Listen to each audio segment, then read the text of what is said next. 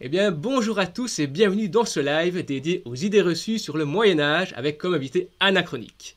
Mais avant de commencer, je vous rappelle qu'il y a le chat dans lequel vous pouvez directement réagir à ce qu'on va dire et poser vos questions auxquelles on essaiera de répondre tout au long du live. Je vous propose donc de déjà rencontrer notre invitée Anachronique. Anna, tu es présente sur YouTube, sur les réseaux à travers TikTok, Instagram, Facebook. Est-ce que tu peux nous dire un petit peu plus sur toi, qui tu es, pourquoi l'histoire te plaît autant et pourquoi tu as souhaité partager cette passion avec tes abonnés?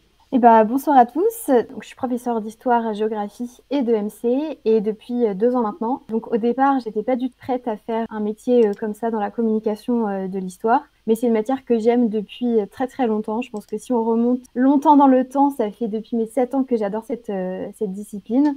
Tout simplement parce que c'est une histoire qu'on raconte et donc c'était quelque chose d'assez accessible. Donc après mon bac, je m'étais orientée vers des études de management. Voilà, des aléas de la vie font que j'ai arrêté et finalement je me suis lancée dans des études d'histoire. Et dans les études d'histoire, vraiment ce qui m'a fascinée, c'est le Moyen-Âge. On était obligé à la faculté de prendre 4 périodes historiques. Et il y avait donc l'Antiquité, le Moyen-Âge, la période moderne et la période contemporaine. Je partais du principe que je n'allais pas aimer la période du Moyen-Âge. Et en fait, j'ai découvert cette période à la fac. J'ai adoré, je suis tombée en amour de cette période. En parallèle, je faisais un peu de contenu sur Instagram, mais pas plus que ça. Mais c'est surtout pendant le confinement où voilà, j'ai eu 2 mois à moi toute seule et je me suis dit pourquoi pas en parler davantage, parler de ce que j'aime sur les réseaux sociaux. J'aimais bien faire de la création un peu sur Canva, prendre des jolies photos et au fur et à mesure ça s'est développé, ça a plu et surtout j'ai pu faire un peu changer les idées à certaines personnes sur le Moyen-Âge, Oui. faire découvrir l'histoire ou aimer l'histoire. Puis maintenant, comme c'est mon métier, bon, on n'en parle pas beaucoup à l'école du Moyen-Âge parce que C'est voilà, il y a des dommage. programmes qui sont très ciblés. Bah oui, évidemment. Voilà. Mais je continue quand même sur les réseaux sociaux et voilà. Super. Bah oui, c'est vrai que la crise a fait naître pas mal de créateurs de contenu. Du coup, on va pouvoir un petit peu découvrir avec toi quelles sont les idées reçues sur le Moyen Âge, parce que généralement, on imagine que le Moyen Âge est sombre, lugubre, très froid comme ça, avec des gens un peu rustres, pas très cultivés. Mais est-ce que c'est vraiment la réalité? Ou est-ce qu'au contraire, ce sont des idées reçues? Et pourquoi en fait est-ce qu'on a cette image du Moyen Âge? Alors, alors, si on doit remonter un peu aux sources de à partir de quand on a méprisé cette période-là, il y a eu un peu un basculement au moment de la Renaissance, vu que voilà, il y a eu une redécouverte de textes de l'Antiquité, que voilà, il y a eu ce renouveau un peu intellectuel, philosophique. Généralement, il y a eu un renouveau en Europe, et donc on a mis un peu de côté tout ce qui concernait la religion, la manière d'enseigner aussi au Moyen-Âge. Mais après, c'est plutôt les philosophes des Lumières, en fait, qui ont énormément terni cette image-là, notamment Voltaire. Il a D'accord. il a méprise beaucoup cette période-là, mais parce que tout simplement, ils ont rien à voir avec cette période-là. Enfin, le Moyen-Âge, Mhm. c'est Dieu et le roi, tout est orienté par la religion. Enfin voilà, les philosophes des Lumières, c'est seulement la raison qui domine et certainement pas le Dieu chrétien. Et D'accord. après, c'est au 19e siècle où on a l'historien Michelet qui a fait énormément de mal à l'histoire, mais bon, c'est lui qui a fait le premier roman national qui, du coup, a encore là défiguré l'image du Moyen-Âge et des sociétés du Moyen-Âge, parce que c'est lui qui dit que, par exemple, la société médiévale, c'est des enfants voilà, qui ont des émotions mal contrôlées, qui sont quasiment primitifs, on va dire, Oui. contrairement aux gens de l'Antiquité qui étaient la grande sagesse, Platon, Aristote. Le Toujours cette Moyen-Âge, c'est vraiment une opposition régression. justement entre les deux Voilà, c'est périodes, ça. oui, c'est ça. Et du coup, après, c'est au XXe siècle que du coup, on a les historiens, Georges Duby, Contamine, qui ont essayé de retrouver en fait les vrais textes du Moyen-Âge et enfin pas débunker, mais juste faire de l'histoire à Mhm. raconter tel que vivaient les gens au Moyen-Âge, voilà, ce qu'ils pensaient, comment ils vivaient. Et du coup, on en arrive aujourd'hui à avoir une image beaucoup plus vraie en fait de D'accord. cette période. Et Et, donc, en fait, c'est une belle période.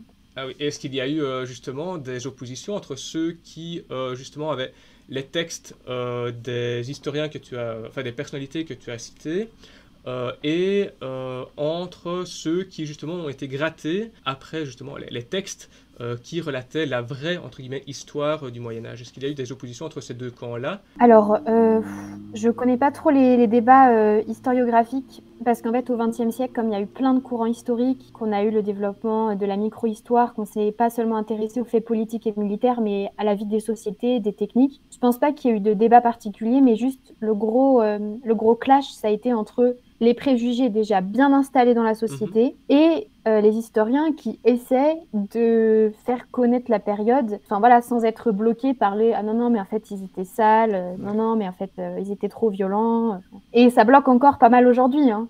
Ben oui, on le voit souvent, notamment dans tout ce qui est pop culture et jeux vidéo, etc. Enfin, quoique pas dans tous, mais dans beaucoup, on voit souvent le médiéval, enfin la période du Moyen-Âge comme étant toujours fort sombre et cruelle. Ouais. Donc oui, c'est vrai que ces idées reçues perdurent un peu dans cette pop culture, peut-être parce qu'aussi ça permet de placer un cadre qui est propice à l'aventure qu'on souhaite créer dans le jeu vidéo en question ou dans le film en question.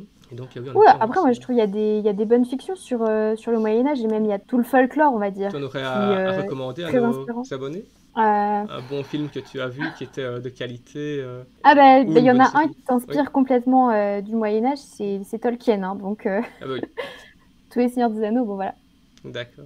Alors récemment, bah, c'était peut-être il y a 2 ans ou un an, je sais plus, mais il y avait le film Le Dernier Duel, Mhm. qui était, alors franchement, je me rappelle plus du tout qui était le réalisateur, mais je crois qu'il y avait Matt Damon dedans, et je crois que c'était assez juste dans le décor, on va dire. Mhm.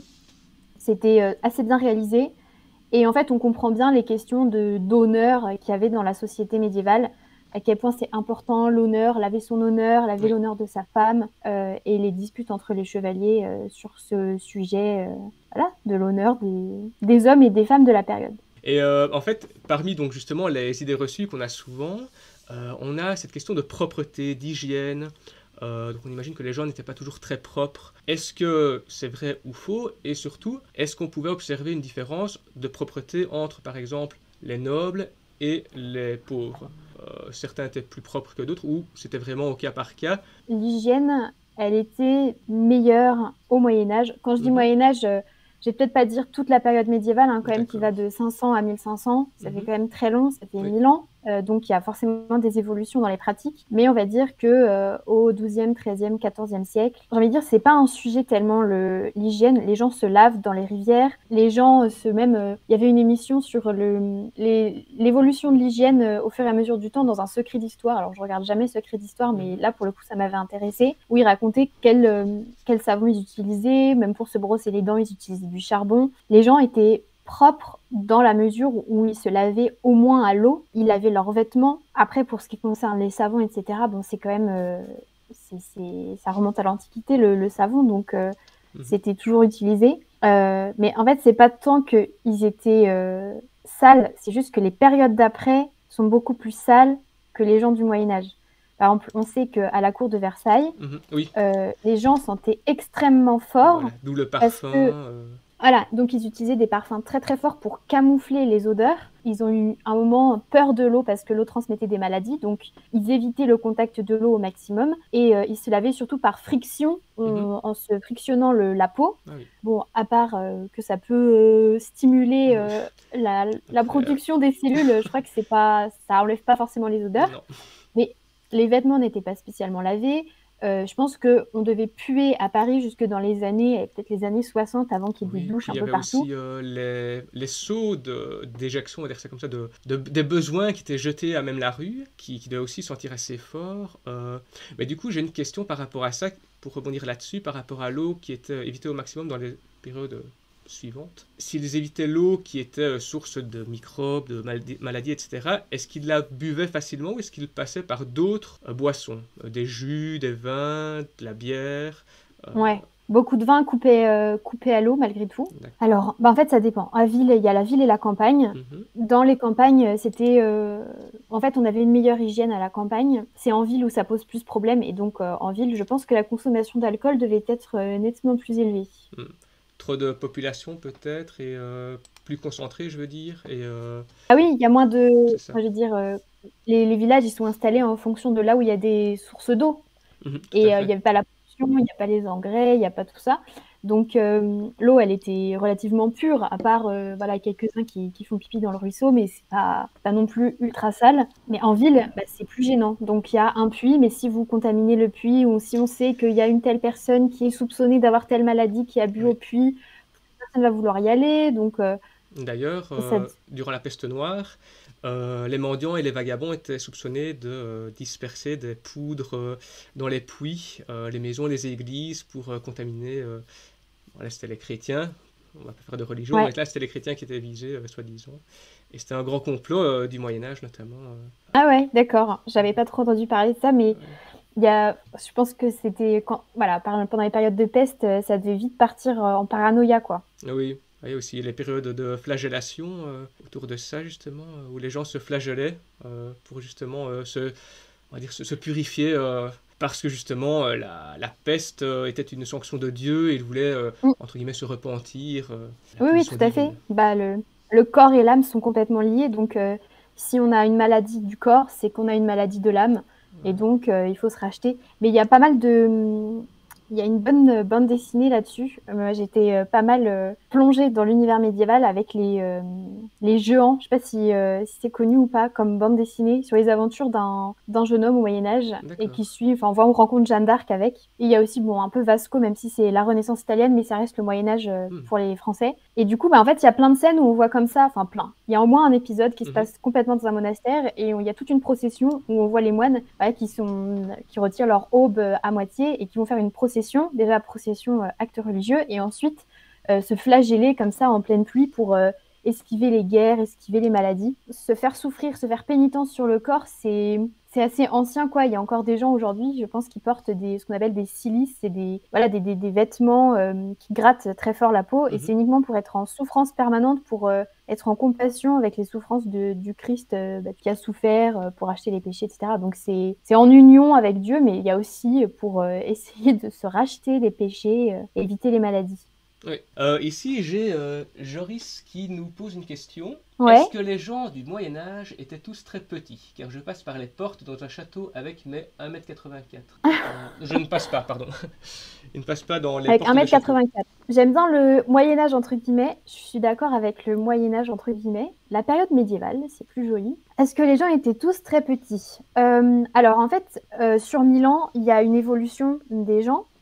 Aujourd'hui, il y a beaucoup de jeunes qui font plus d'1,80 m. À mon époque, il y a 10 ans, les adolescents faisaient tous 2 mètres. On sait que Napoléon était pas forcément une exception avec sa petite taille. Mhm. Mais par contre, on sait que Charlemagne était très très grand. Donc Oui. ça veut dire à l'an 800, on pouvait mesurer quasiment 2 mètres. Et il y en a plusieurs qui sont connus comme ça pour être très grands. Mais par exemple, si on se fie en fait aux représentations par exemple du Guesclin pendant la guerre de 100 ans, bah, il était assez petit. Donc si, enfin voilà, il y a son couchant peut-être est fait sur mesure, on ne sait pas, j'espère que c'est fait sur mesure. Mais du coup, on se dit, bah ouais, peut-être qu'il faisait 1,60 m, 70 maximum.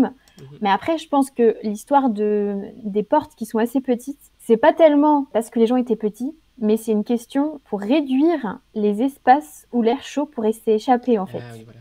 Bah oui, ouais. Ok, d'accord. Parce que c'est vrai que les plafonds Ouais, étaient souvent hauts, mais par exemple, il bah y a oui. un château qui est du côté d'où j'habite, qui lui, en fait, a des portes qui sont tout à fait correctes, mais quand on va voir les chambres, en fait, qui ne sont pas accessibles au public toute l'année, bah, en fait, on voit que les chambres sont très petites. Les chambres. Ouais. Enfin, pas toutes les chambres, mais certaines. Par exemple, il y avait une salle de bain qui était très petite. Ça m'avait marqué. Après, je te dis ça, mais en le disant comme ça à chaud, je me rends compte qu'il y avait aussi des chambres très grandes. Donc, c'était peut-être une exception. Mais Alors, des chambres, déjà au Moyen-Âge, en général, il y a peut-être une grande oui, chambre. ah ouais. C'est peut-être pas du Euh, Moyen Âge non plus, remarque. C'était où? Modave, je ne sais pas si tu connais. Je vais peaufiner la chose pour la prochaine fois. Mais oui, oui, alors je vois, c'est aussi un système de défense, hein, complètement. On essaie de conserver la chaleur et même Alors, système de défense, ouais, peut-être. Une porte est une porte, hein, qu'elle soit 2 mètres de haut ou 1 mètre de haut, bon. Mais peut-être c'est pour voilà, limiter les incendies, Hmm. limiter plein de choses. Mais je pense aussi Les qu'ils n'étaient courants pas très d'air grands. aussi, évidemment. Ouais. En général, elles sont plus larges que hautes, mais c'est Ouais. pas. Ici, on a Ryan qui nous pose une autre question. Est-ce qu'il y a eu des avancées en termes d'hygiène pendant le Moyen Âge? Et si oui, lesquelles? Alors, des avancées en termes d'hygiène.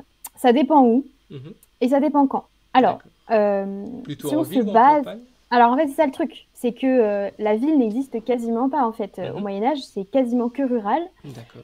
Si on se fie vraiment à l'archéologie, etc., il y a des villes qui ont profité des systèmes d'égouts, notamment des Romains, donc dans le sud de la France. Mhm. Il y a à Saint-Rémy-de-Provence, il y a le village romain de Glanum, où on voit très bien tout le système des thermes romaines, du système d'irrigation, etc.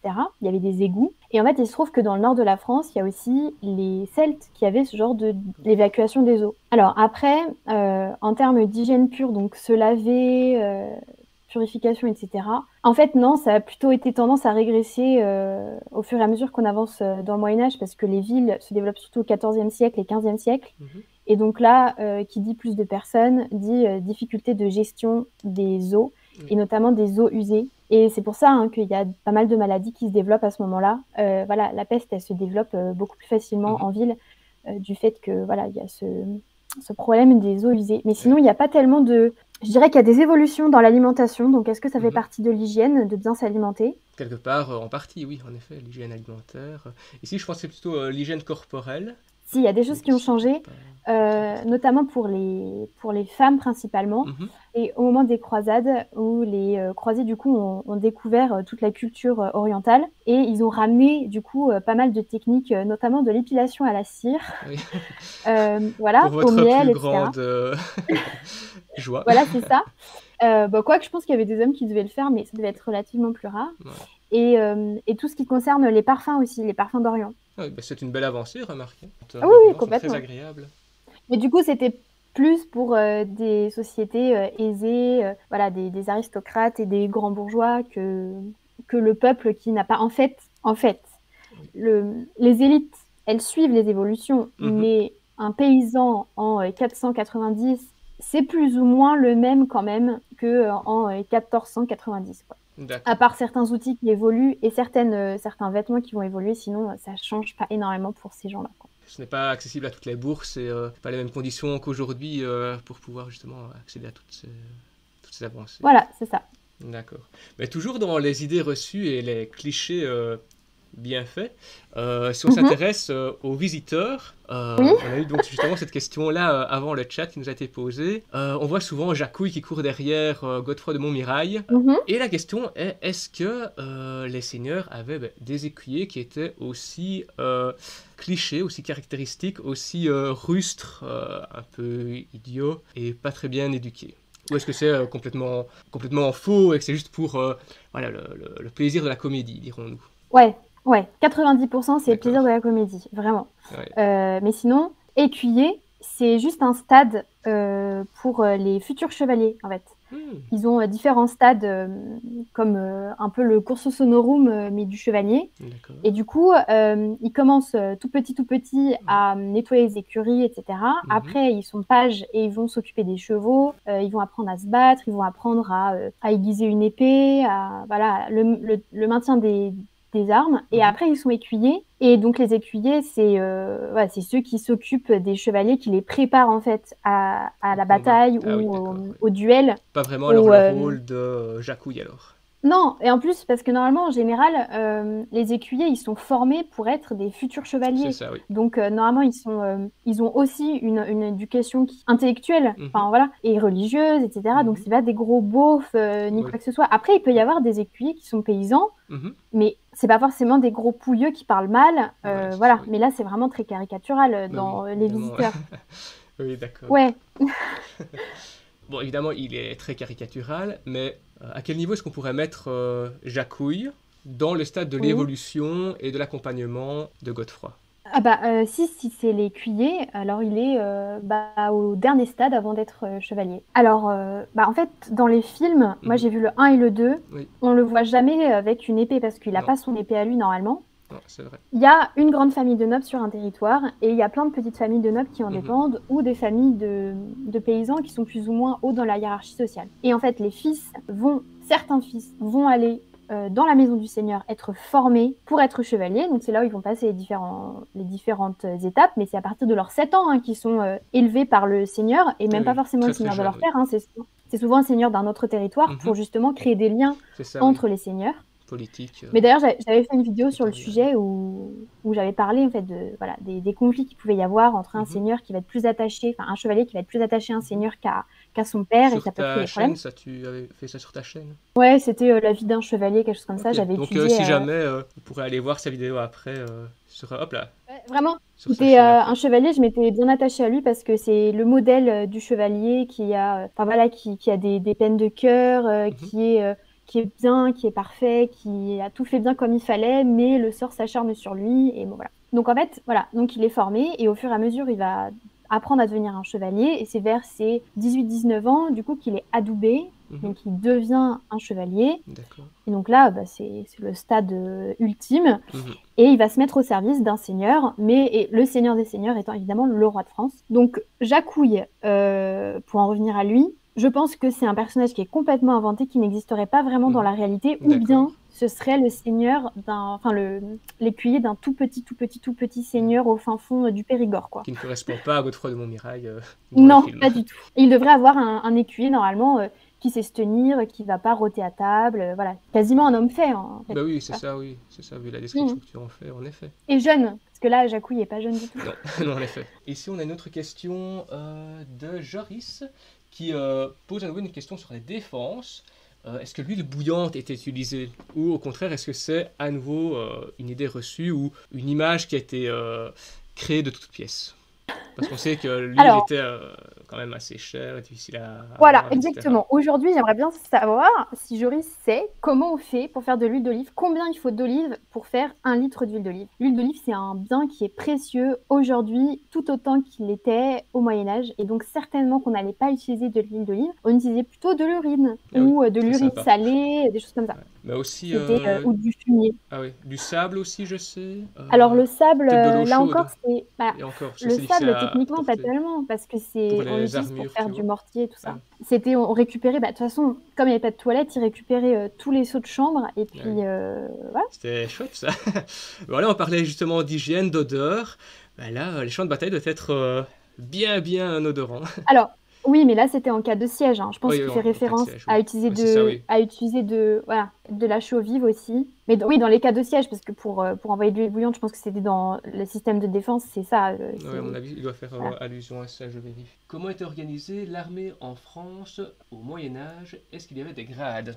Alors, les grades, c'est uniquement les grades voilà, écuyer, chevalier, et on remonte la hiérarchie jusqu'au roi. Donc, les seigneurs qui sont qui sont complètement vassaux du roi, c'est eux qui sont gradés.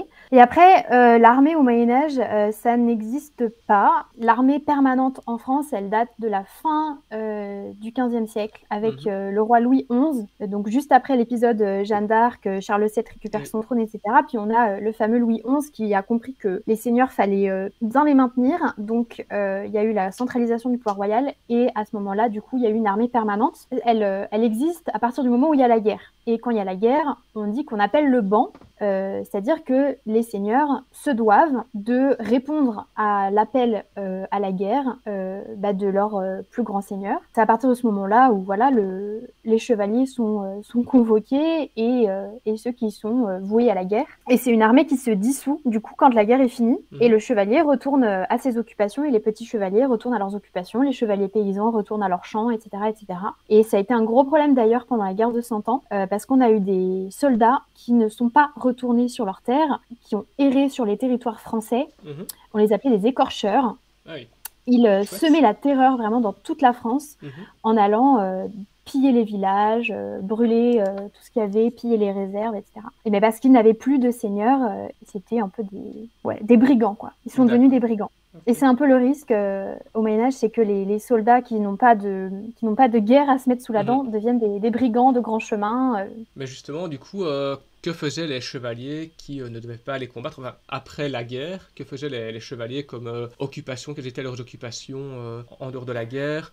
Est-ce qu'ils s'entraînaient beaucoup? Est-ce qu'ils avaient une profession plus traditionnelle? Qu'est-ce qu'ils faisaient exactement? Alors, normalement, un chevalier, il a un territoire. Il a un territoire et il est rentier. Donc, c'est-à-dire que le fruit de sa terre lui permet d'entretenir son train de vie qui, normalement, coûte très cher. Avoir un cheval, avoir une épée, un armement, entretenir ses écuyers, ça coûte très cher. Et donc, quand il n'est pas à la guerre, mais on va quand même se le dire, au Moyen-Âge, on fait quand même très souvent la Oui. guerre. On fait de la guerre pour rien du tout, hein. Il s'occupe de ses terres, donc il va voyager sur ses terres, voir si les paysans ont besoin de choses, il va rendre la justice, il va faire...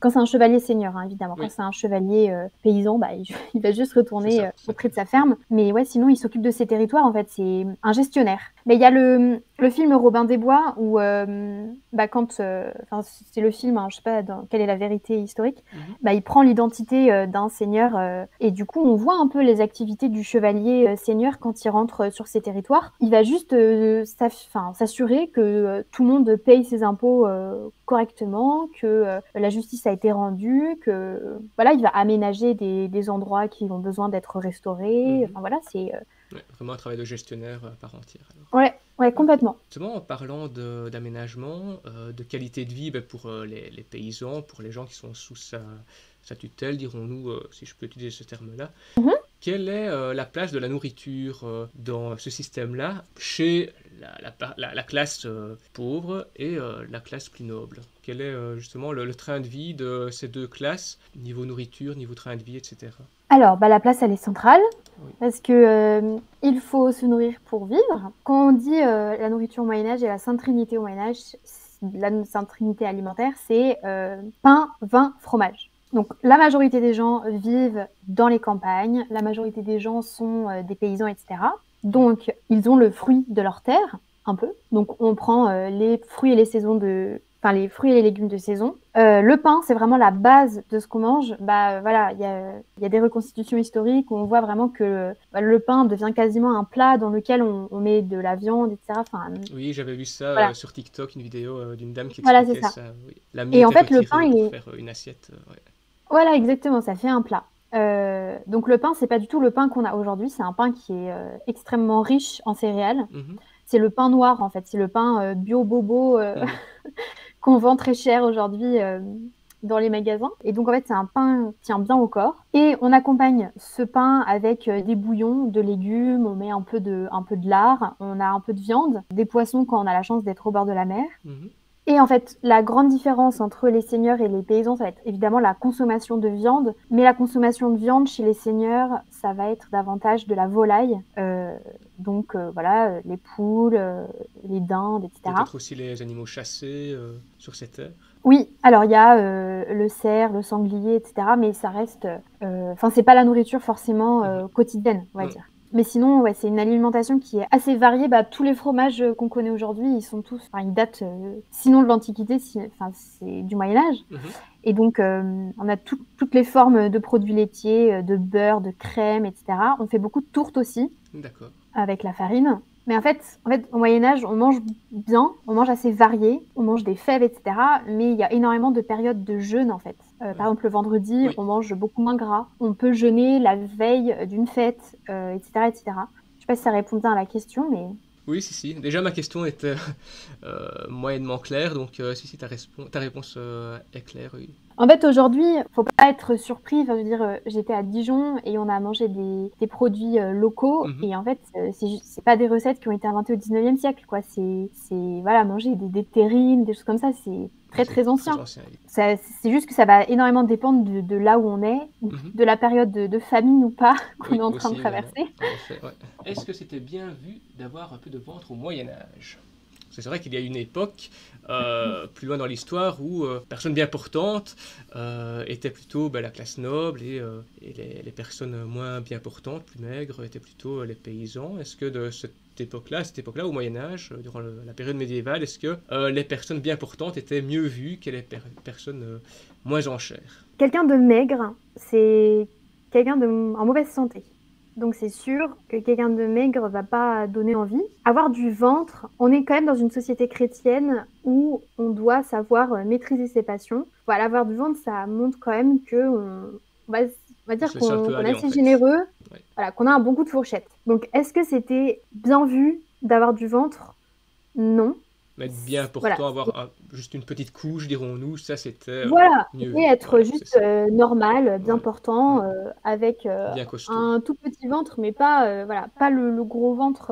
Enfin voilà, après il y avait des gens qui pouvaient avoir des maladies d'obésité, Tout à etc. fait. Et bon, voilà, mais c'était pas forcément bien vu, le gros bourgeois des villes, comme on se représente, voilà, au XVe siècle. Mhm. C'est quelqu'un qu'on sait qu'il a des excès alimentaires Oui. et qu'il a peut-être un manque d'activité physique. Mhm. Et c'est très important d'avoir un corps bien portant. Encore une fois, le corps et l'âme sont liés, et donc Mhm. il faut avoir un corps en santé. Et c'est pour ça qu'il y a Hildegard de Bingen, que j'aime beaucoup, qui est une religieuse allemande, qui a développé tout un tas de thèses. D'ailleurs, j'avais acheté un livre quelque part dans la bibliothèque sur toutes ces recommandations alimentaires. Et donc, voilà, elle explique que c'est important d'avoir des périodes où on ne mange pas pour que son corps se repose. Et donc, certainement qu'elle aurait conseillé ça aux gens qui avaient trop de ventre. D'accord. Ici, j'ai une question d'Antoine qui nous demande, pour les chevaliers, est-ce que politiquement, Oui. ils avaient de l'importance? Quelle était leur importance politiquement parlant? Est-ce qu'ils avaient une certaine parole? Est-ce qu'ils pouvaient prôner certaines idées? Est-ce que justement, en étant chevalier, ils pouvaient défendre leurs idées politiquement parlant? Alors, ça veut dire quoi politiquement parlant? Parce qu'on est dans un... Oui. Je fais pareil pour la France D'accord. et un peu pour l'Angleterre. On est dans une société gouvernée par un roi de France qui a sa couronne de par son père, de par son père, de par son père, de par son père. Il n'y a pas tellement d'affaires... Ils ont de l'importance politique sur leur territoire. Mhm. Accepter le mariage de leur fille ou non, d'accepter leur propre mariage avec telle princesse, telle duchesse, tel machin, oui. Donc, ils ont leur mot à dire. Mhm. Quoique dans ces histoires-là, pas tellement. Ils cherchent plutôt la riche héritière pour pouvoir C'est ça. entretenir leur mode de vie. À l'échelle nationale, pas trop. Mais quand ils sont nobles, les chevaliers ont leur mot à dire. Par exemple, Pour influencer Hugues peut-être Capet, donc les politiques du roi. s'ils sont proches du roi, ils peuvent avoir une petite influence, forcément. Oui. S'ils sont dans le conseil du roi, ils vont avoir une importance. Mais c'est pas parce qu'ils sont chevaliers qu'ils vont avoir de l'importance. C'est ça. Il peut y avoir des clercs qui ont de l'importance. C'est uniquement leurs affinités, leur proximité avec le pouvoir royal qui vont leur permettre d'avoir une importance, enfin, d'avoir une voix. Mais il y a un événement qui montre quand même que les nobles, donc les nobles sont quasiment systématiquement chevaliers, mais en tout cas les nobles en France ont eu une importance quand ils ont élu le roi Hugues Capet, donc qui a lancé la dynastie capétienne qui est encore actuellement en vie. Il y a encore des Capétiens aujourd'hui. Et Hugues Capet, en fait, il a été élu par les grands du royaume. Donc, ils ont eu un rôle politique très important. Par exemple, en Bourgogne, puisque voilà, j'étais en Bourgogne, les nobles, les chevaliers qui étaient à la tête du duché, ils ont tenu tête au roi de France. Ils se sont alliés aux Anglais. Et voilà. Mais c'est parce qu'ils étaient influents de par l'étendue de leur territoire que du coup ils ont une influence. Mais c'est pas... Enfin voilà, on peut être un chevalier pecno, je suis désolée de dire, mais au fin fond du Périgord, j'adore le Périgord, mais voilà, c'est quand même très éloigné du pouvoir royal. Et du coup, n'avoir absolument aucune importance dans les affaires nationales. Et pour les chevaliers qui justement avaient des terres, à ce niveau-là, est-ce qu'ils avaient un pouvoir politique ou est-ce qu'ils devaient appliquer la politique royale comme lui l'avait décidé, ou est-ce que eux avaient quand même leur petit mot à dire sur leurs terres à eux, vraiment au niveau local? Alors en fait, il n'y a pas de loi nationale. La nation, ça n'existe pas. D'accord. Donc j'ai dit national, mais j'aurais dû me reprendre. En fait, c'est le territoire de la France. Mais la nation n'existe pas. La nation, ça existe, le sentiment national français, ça se développe pendant l'occupation anglaise, donc dans les années 1420, 1430. Mais sinon, avant, c'est des territoires complètement dispatchés, avec des vieilles familles qui tiennent les territoires. Et du coup, il n'y a pas de loi. Et jusqu'à la Révolution française, chaque région, chaque seigneur a des droits sur ses territoires et il les applique comme il le souhaite. C'est pour ça que souvent, quand on dit « Oh là là, la justice au Moyen-Âge, c'était ultra violent », la justice des seigneurs, parce qu'ils appliquaient un peu comme ils le voulaient. C'était un peu mater ma loi. Il n'y avait pas justement de droit comme on le connaît aujourd'hui à cette époque. C'était chacun faisait sa loi comme il le souhaitait sur ses terres. C'est ça. Seulement pour le royaume de France, le regnum, enfin voilà, le territoire vraiment qui est détenu et sous l'autorité totale et complète du roi de France, c'est-à-dire la région parisienne, et au fur et à mesure des mariages, ça va s'étendre. Mais sinon, chacun fait un peu comme il veut. Mais c'est pour ça que le duché d'Aquitaine, il est parti aux Anglais. Sinon, ça aurait été... Enfin voilà, s'il y avait eu un droit national, évidemment que jamais l'Aquitaine n'aurait pu appartenir à un roi anglais, ça c'est sûr. Alors, je vous propose éventuellement de poser une dernière question, vu que nous allons bientôt clôturer le live. Et je vous annonce aussi que prochainement, je posterai un nouveau sondage pour vous demander quel sujet vous voudriez aborder lors du prochain live. Merci Anna d'avoir répondu présente à l'invitation, d'avoir répondu à nos questions. Éventuellement, nous pourrions éventuellement refaire un prochain live pour poser d'autres questions sur d'autres sujets historiques ou du Moyen-Âge, à voir un petit peu ce que nous pourrions faire. Je vous invite évidemment, donc, les abonnés, les viewers, à aller voir ce qu'elle fait sur YouTube et sur ses réseaux. Si vous aimez tout ce qui touche à l'histoire, elle fait du contenu très qualitatif, plus ou moins régulier, dirons-nous, mais très régulier en story. Donc vous pouvez vraiment aller la suivre. Elle fait vraiment de très bons posts. Si vous n'êtes pas encore abonné à la chaîne, donc à la mienne ici dans ce cas-ci, n'hésitez pas à le faire pour soutenir mon travail. Je vous dis à très bientôt et merci à tous. À la prochaine.